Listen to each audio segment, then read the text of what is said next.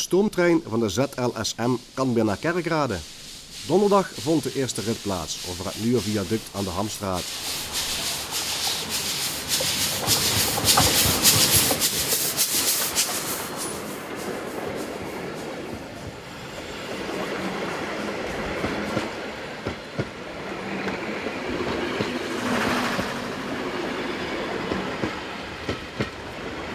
Een aantal mensen van de provincie, de Zuid-Limburgse Stoomtreinmaatschappij en natuurlijk de bouwers van de brug mochten mee op het tweede ritje. En dat ging van Kerkrade terug naar Simpelveld. Ja, een fantastisch moment. De ZLSM kan weer gaan rijden. De verbinding tussen Kerkrade en Valkenburg kan nu weer gemaakt worden. Tussenstop Hoofdstation in Simpelveld. En ja, een mooi moment, zowel voor de ZLSM, zowel voor het toerisme in Limburg, als ook voor de buitenring. Ja, we hebben het traject weer terug zoals we ooit begonnen zijn. Tussen Valkenburg en Kerkrade. Halfjaartje niet kunnen doorrijden. Voor ons toch wel een behoorlijke aderlating. Zeker met de nieuwe museums aan de andere kant van de lijn. Maar ja, de buitenring moet natuurlijk er ook komen. Dus we hebben nu een goede oplossing. We hebben altijd erop aangedrongen om voor ons hoogseizoen die brug klaar te hebben.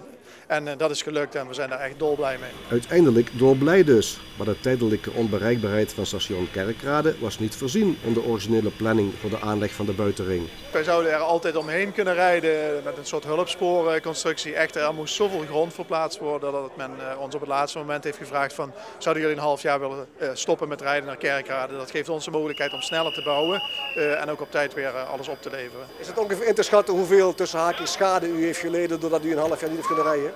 Is heel lastig. Daar zijn we nu de sommen voor aan het maken. We hebben natuurlijk het eerste half jaar nu gehad. Dat kunnen we vergelijken met het vorig jaar. En zo we die impact hebben berekend, moeten we daar nog een slag maken met de provincie.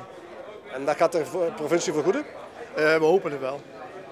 Er wordt ook over onderhandeld? Daar wordt nog over gesproken, ja. Bij het kunstwerk stopte de trein even en werd er geproost op de succesvolle samenwerking. Zowel voor de ZLSM als voor de BPL.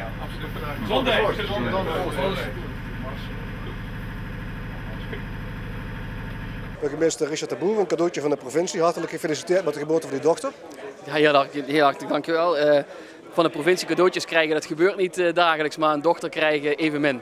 Dus ik ben hier zeer verguld mee. Is dat niet het enige cadeautje? Een ander cadeautje is dat de provincie met de bouwcombinatie ervoor gezorgd heeft dat Simpelveld de route van de stoomtrein weer goed bereikbaar is eigenlijk. Ja, dat is natuurlijk heel erg belangrijk. De ZLSM, na de stoomtreindagen komend weekend, daar gaat het hoogseizoen echt van start. Ja, dat betekent ook wel dat natuurlijk de trein moet goed kunnen doorstomen.